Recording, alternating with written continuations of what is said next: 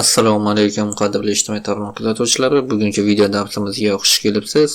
Bugungi darsimiz HTML tables, ya'ni HTML jadvallari haqida bo'ladi. Visual Studio'ni ishga tushiramiz. Havdagidek mana title qismida mavzuni qo'yib qo'ydim. HTML tables.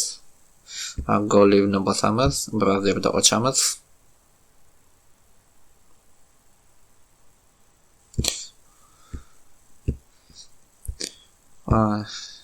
HTML jadvallari o'zi nima? Jadvallar nima uchun ishlatiladi? Excel dasturida siz ishlagansiz, o'sha Word dasturida ham jadval hosil qilish, o'sha ro'yxatlarni hisob-kitob ishlarida mana shularda ishlatiladi. Mana masalan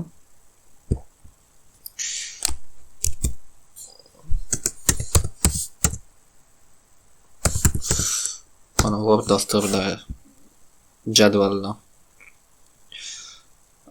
yasab olamiz. O'sha jadval orqali sizga ba'zi bir elementlarni tushuntiraman. Hozir biroz kutamiz.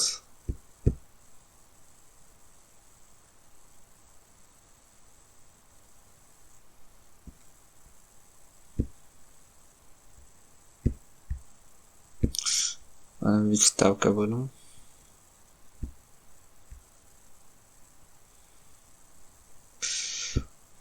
Xullas mana bu jadval. Jadvalning mana bu qismlari 1 2 3 4 ta bizda qator bor. Bu jadval qatorlari deyiladi. Mana bu qismlari jadval ustunlari deyiladi. Jadval ustunlari 1 2 3 4 5 6 ta ustun bor bu yerda. Bu yerda 4 ta qator bor. Har bitta qatorga 6 ta ustun bor. Mana bu jadval, bu past jadval qatorlari, ya'ni table rows deyiladi. Bu jadval ustunlari. Keling, buni HTMLda qanday qilib yasaladi? Mana shuni o'rganamiz. Buning uchun bizga table tagi kerak bo'ladi. Table degan tag mavjud. Bu juft tag hisoblanadi. Table va table bu umumiy bir jadvalni boshlanishi, ya'ni maydonni ochib beradi. Va endi biz table row nimada elementlarni qo'yamiz. Tagidan table row, bu o'sha jadval qatori, bu birinchi qator. Boya Word dasturida ko'rsatganimda table row bo'lgandan keyin table head, ya'ni table head nima bu? Table head o'sha sarlavhali qismi, ya'ni qalin shrift bilan yozib beradi bizga. Hozir buni tushunib olamiz. Name deb yozamiz. Name, yana table head.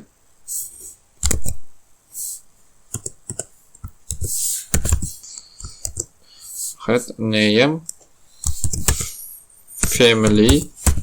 familia,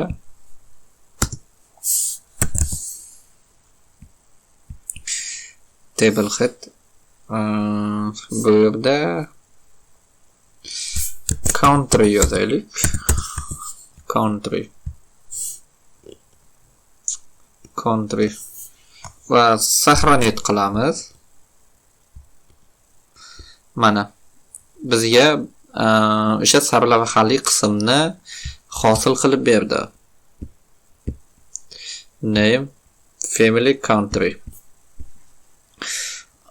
Va endi yana bitta qator ochamizda bu hozir bizga 3 ta ustun paydo bo'ldi. Mana 3 ta ustun bitta qatorga.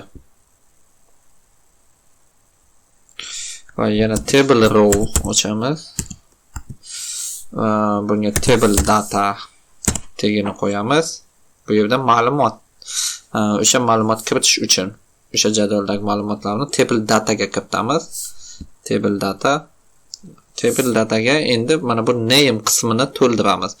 O'sha name'da nima deb yozamiz? Mana masalan Zahriddin.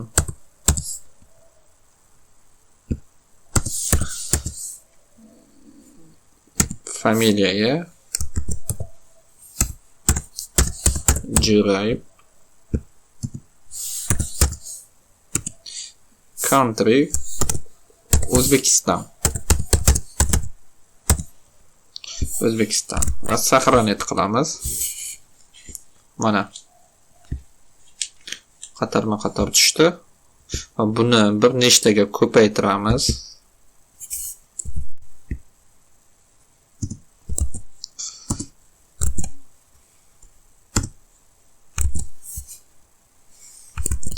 Saqlanib qilamiz. Mana bir nechtaga ko'paydi. Hozir sizga buni nimasi jadval deb o'ylayotgan bo'lishingiz mumkin. Hozir buni hech qanday jadvalga o'xshamayapti-ku deb hozir buni jadvalga o'xshatamiz. Mana bunga atribut qo'shamiz. Table qismiga border, ya'ni border chegaralarni hosil qiladi bu. Borderga 1 yozamiz. Ya'ni o'sha chiziqlar 1 pikselga teng bo'lsa. Saqlanib qilamiz. Mana jadvalimiz. Va bunga endi width qo'shaylik. Sal uzunroq, chiroyli bo'lsa. Widthga nima qilamiz? 70% qilaylik uzunligini.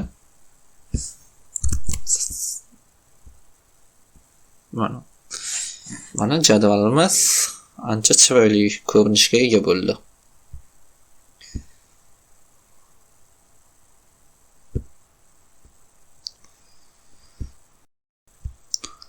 Ana endi jadvallarni colspan, rowspan atributlarini o'rganamiz. Ya'ni rowspan nima? Rowspan bu qatorlarni qo'shish. O'sha qator bo'yicha bir nechta kataklarni birlashtiradi.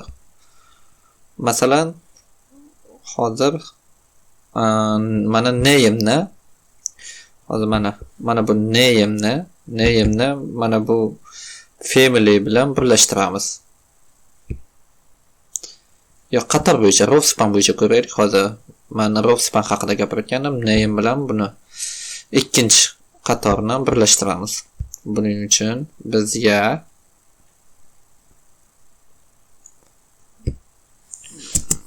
mana bu name qismiga rowspan yozamiz.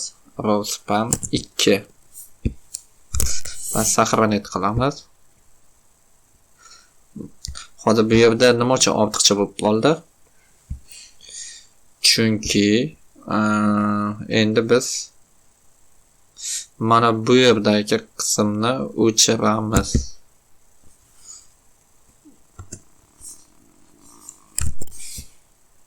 Chunki bu ikkita birlashib ketdi mana name. Ana endi ustunlarni birlashtirish qanday bo'ladi? Family bilan country'ni birlashtirish. Buning uchun mana bu table head'ga colspan atributini beramiz. Colspan 2 va mana bu yerda country'ni o'chirib tashlaymiz. Saqlanib qilamiz. Mana family bitta bo'ldi. Bitta joyni egalladi. Rowspan bu qatorlar bo'yicha kataklarni birlashtirish, colspan ustunlar bo'yicha kataklarni birlashtirish. Va sizga yetkazmoqchi bo'lgan ma'lumotlarim mana shundan iborat edi.